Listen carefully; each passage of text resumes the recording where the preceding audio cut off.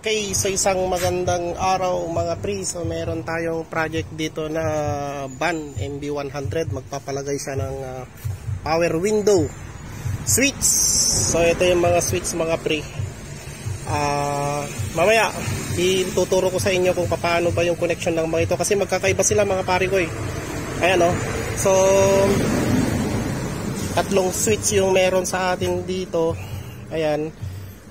Okay, kung alam nyo kung paano mag-testing dito mga pre, so goods. Pero kung hindi nyo alam, panoorin nyo ito kung paano natin i-test, paano natin kunin yung connection ng bawat terminals na nandyan mga pare ko.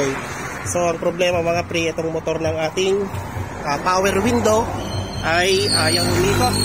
So ayan, so test natin. Ayan o. Check natin mga pare ko eh. Ayun o, nag-i-spark lang siya o. So ayaw niyang umikot. So tingnan natin, stuck up yan or baka may sira yung kanyang motor. Apay. Okay, so ito yung kanyang motor. Ayan yung nangyari sa kanyang brush mga pre. So stuck up yung brush. Ayan o, hindi lumalabas yung brush. Yung isang brush lang ang lumalabas mga pre. Ayan, so ayan yung kanyang armature. So ayusin natin yan mga pare ko. So kaya hindi siya umiikot dahil hindi dumidikit yung isang brush doon sa kanyang commutator. So ito yung kanyang commutator mga pre. Ayan, yung bronze na yan, yan yung commutator niya. Okay, so ito na yung ginawa natin mga pre. So nasira yung kanyang spring holder, kaya nilagyan ko ng ganyan. So ayan, tingnan natin kung gagana yung gawang pulpul mga pre. So yan. Okay, so ayan na yung motor niya mga pre. So i-test na natin. Ayan. So try natin dito sa ating power supply. Ayun o.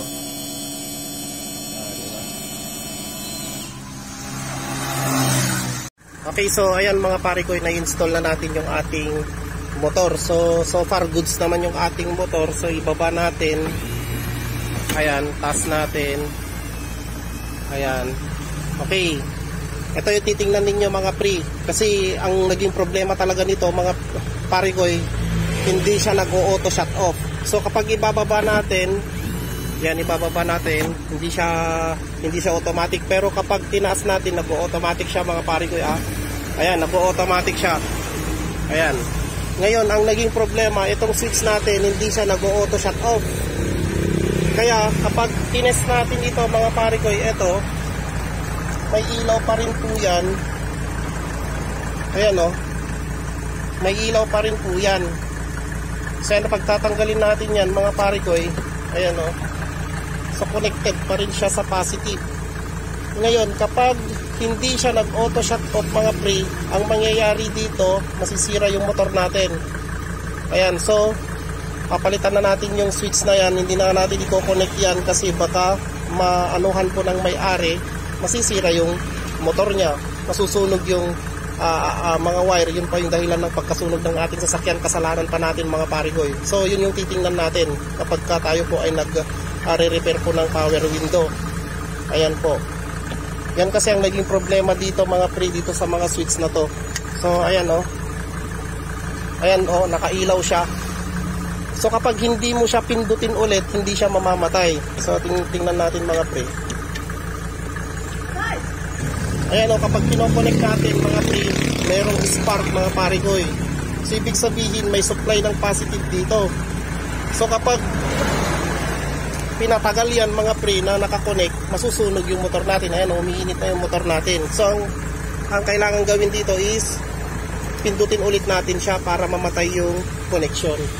So yun yung gagawin natin mga pare ko. So para maiwasan yung pagkasunog ng motor, papalitan na lang natin siya ng switch. Ayan. Okay, so ito yung ilalagay nating switch mga pre. Ito yung sa may-ari kasi. So bumili siya sa nakakuha siya sa junk shop mga pare ko ng switch na yan. Ito daw yung ipapalagay niya. Ayan. So paano ba natin i-connect yung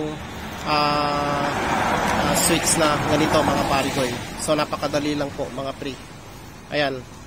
So meron tayong tatlong klase ng power window switch. So ito yung karaniwang nabibili po. Marami ito sa Shopee mga pre. Ayan, pwede tayong bumili doon. Ito naman surplus. Ayan. And then ito din surplus din to mga pare ko.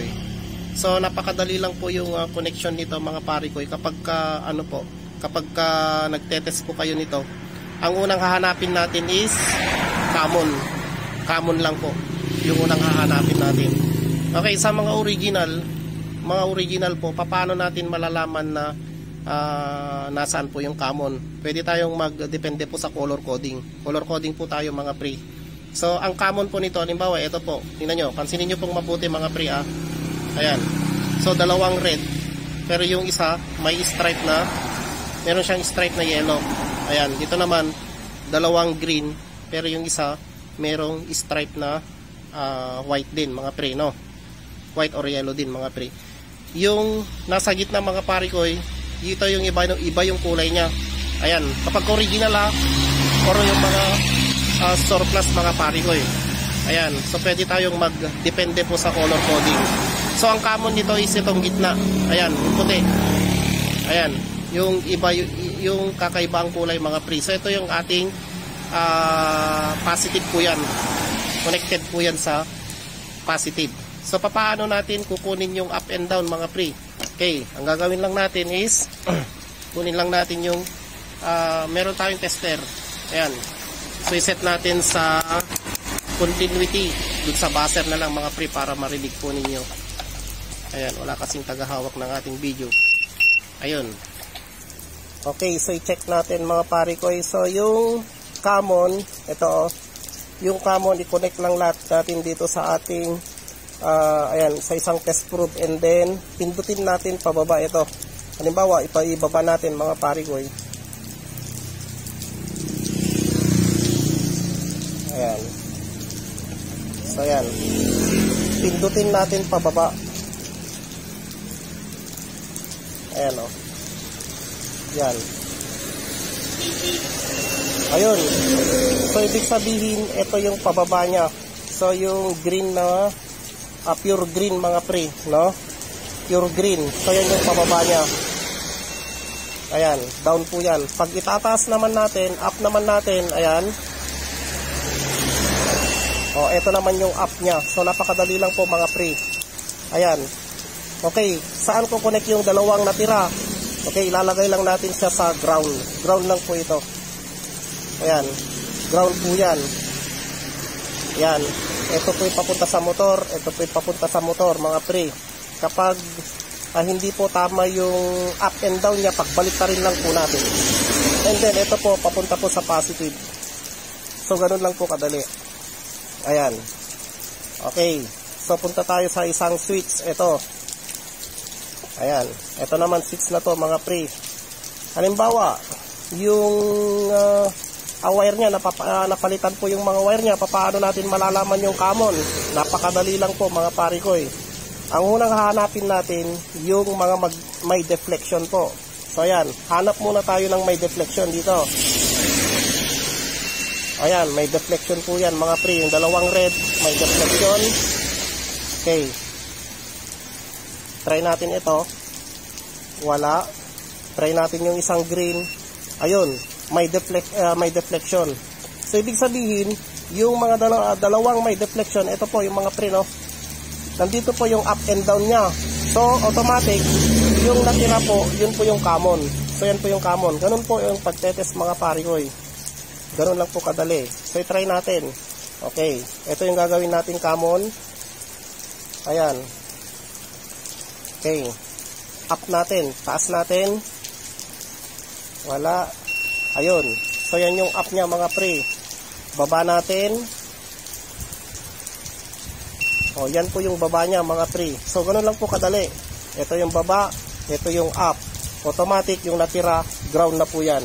Ayan, so ganun lang po kadali mga pare ko ang pag test po ng power window switch. Okay, punta naman tayo dito sa isa mga pre. O yan o, iba-iba yung color coding. So try natin kung pare-parehas yung pag-test natin mga pre. Okay, ganun din. Ang unang hahanapin natin para makuha natin yung common ay yung mga may deflection. So try natin to. Dito tayo sa gilid magsimula. Ayun, may deflection mga pre. So try natin sa iba, walang deflection yan. So yan. So posibleng nandyan yung up, posibleng nandyan yung down. Dito tayo. Ayun. O, tingnan nyo mga pre, posibleng nandito yung up, posibleng nandito yung down. So automatic mga pre, yung natira, yun po yung common. So ito pong yellow. Ito po yung common niya. O, paano ulit natin malalaman yung up and down? O, ganun din mga pare ko. Ganun lang po kadali. Okay, taas natin or ibaba natin. Tingnan natin kung may deflection. Ayun. Okay, so ito yung baba or up natin. Pwede yan. And then, sa kabila naman. Okay, so ito mga pre. So automatic, yung natira mga parikoy, yun po yung ground. O yan, pagsamahin po natin siya and then i-connect natin sa ground. So ganun lang kadali mga pre. Ayan o.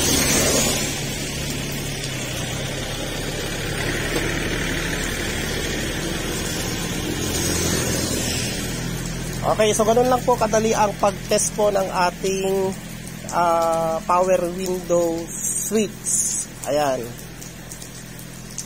So yung up and down nya, yun po yung ilalagay natin sa motor. Ito yung ground, ito yung up and down, ilagay natin sa motor. And then ito po yung positive. Yan. So ganun lang po kadali. Ayan, so ikabit na natin yung isa mga pre doon. Okay, so ayan mga pre, nailagay na natin, so check na natin. So baba natin. Ayan. Taas natin. Okay, so ayan oh. Ayan, so goods na mga pare ko eh. Ayan, yun nga lang, pangit. So huwag nyong gayahin mga pre, ang pangit ng switch. Ayan, pero at least yung switch na yan, original yan mga pare ko eh. Kaya lang, hindi nga lang maganda pagkalagay. So, ayan o. Ayan, please like, share, and subscribe. Peace.